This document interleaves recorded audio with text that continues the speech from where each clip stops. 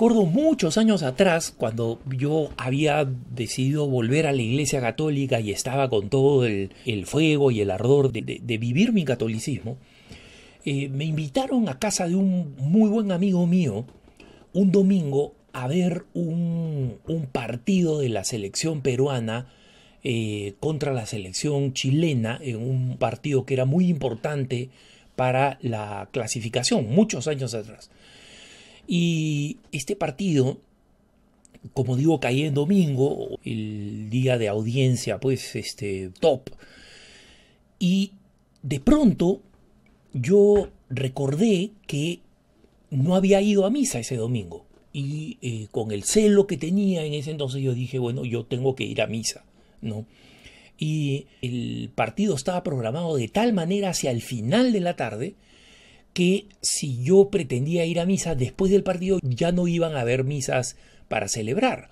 En consecuencia, mi única oportunidad era salir de la casa de este amigo que quedaba al borde de un parque y al otro lado del parque quedaba la iglesia. O sea que para mí era tremendamente conveniente, no tenía excusa para decir no puedo ir a misa, ¿no?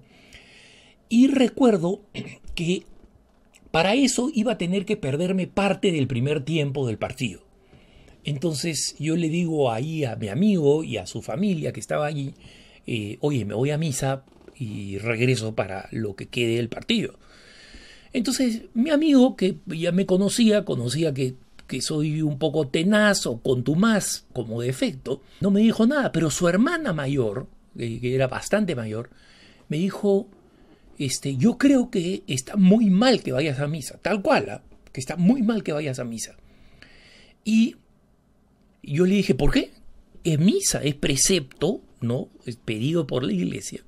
Yo tengo que ir a misa. Y la hermana me dijo, es que tú estás viendo a Dios como un juez que te juzga, que es un juez que te va a castigar, en vez de ver como lo que verdaderamente es Jesús y vino a presentarse. Miren el argumento religioso de la hermana, porque Dios es como un amigo. Dios es como un amigo que te va a decir, entiendo, hijo, tú, hermano mío, tú has querido ver tu partido, yo te dejo ver tu partido, no te voy a molestar haciendo que vayas a misa, ¿no? Comprendo perfectamente que vayas a misa. Entonces, no me van a negar que, sobre todo cuando alguien es joven, este argumento parece completamente convincente. Claro, Jesús es mi amigo, no es mi juez, y Él insiste. Él nos ha dicho que nos ama hasta la muerte. Entonces, ¿cómo no comprender que Jesús perfectamente entendería que su buen amigo evite una misa que son más o menos iguales todos los domingos y se quede con sus otros amigos a entretenerse, a divertirse, a ver el partido de fútbol? Como les dije, yo en ese momento no tenía muchos argumentos, pero tenía mi convicción de que ir a misa es un precepto de la iglesia, que no ir a misa sin una excusa razonable es un pecado mortal. No me atraía la idea de tener que ir a confesarme por un pecado mortal tonto que yo podía evitar simplemente perdiéndome una parte del partido. Total, qué gran daño podía hacer. Y les cuento que la decisión me costó porque el partido era un partido súper importante. Estábamos todos emocionados, estábamos todos los amigos en la casa de este amigo que tenía una casa grande, estaban los familiares. O sea, era uno de esos grandes eventos simpáticos de familia y de amistad por el que nosotros íbamos a atravesar. Pongamos el acelerador para muchos años después. Y yo siempre sentí un cierto agradecimiento a este argumento de la hermana de mi amigo, porque estoy completamente convencido que lo hacía de muy buena intención. Y creo que también lo hacía con un cierto remordimiento porque su familia era católica y la mayoría de los miembros de su familia ya habían ido a misa en la mañana, ella no. Y entonces yo de alguna manera estaba aguijoneando su conciencia, ¿no? Porque yo evidenciaba que con un poquito de sacrificio es posible ir a misa, ¿no? Y todas estas ideas de ir a misa me han venido porque a lo largo de la historia Los argumentos de esta buena amiga los he escuchado en 1000 versiones, ¿no? En todos aquellos que se dicen yo soy católico pero no voy a misa, porque la misa es una cuestión del cura y yo me arreglo directamente con Dios. Miren, a lo largo de la historia de haber escuchado todos esos argumentos, en realidad es muy difícil pensar en aquellos, recuerdo a uno en concreto, que en realidad estaban siendo coherentes con sus ideas, o sea, que auténticamente creían que ir a misa no era necesario. La otra gran mayoría, en cambio, eran básicamente unos perezosos y zánganos que querían una excusa, una racionalización para no irse a misa. Y una racionalización que ventilaban a los demás, especialmente a los que van a misa, ¿no? ¿Para qué vas a misa? Dios te escucha en cualquier lado. A nosotros nos han enseñado en el catecismo que Dios está en el cielo, en la tierra y en todo lugar.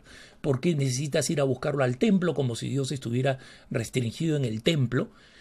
Entonces lanzan todas estas cosas de manera además activa y agresiva porque desearían que los que vamos a misa no fuéramos a misa. Porque cuando vamos a misa estamos aguijoneando su conciencia floja y zángana para poder asistir al sacramento. Y los papas, especialmente el Papa Benedicto y el Papa Francisco, han sido muy claros de la sencilla razón por la cual los católicos vamos a misa. Primero, es un precepto, o sea, es algo que Jesús nos pidió. Haced esto en memoria mía. Tomad y comed, tomad y bebed, haced esto en memoria mía. Es decir, hacerlo en memoria suya. Nuestro amigo nos pidió eso.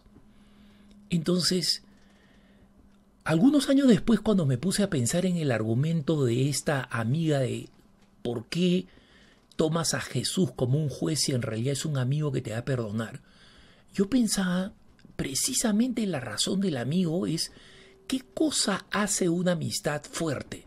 La lealtad. ¿Qué cosa hace que una amistad sea fuerte? La lealtad. Yo no le fallo a mi amigo y mi amigo no me falla a mí. Entonces, si es que la lealtad es importante para la amistad, es una característica de la amistad, es más, no hay amistad sin lealtad, ¿por qué yo le voy a decir a Jesús, Jesús, tú eres mi amigo, compréndeme, voy a dejar de ir a misa? Al sacrificio que tú has hecho por mí, al sacrificio que me has pedido que celebre contigo. Haz esto en memoria mía. Voy a dejar de hacerlo, mi amigo Jesús. ¿Ustedes creen que las amistades van en una sola dirección? Eso no se llama amistad. Un papá alimenta a su hijo, una mamá alimenta a su bebé pequeñito.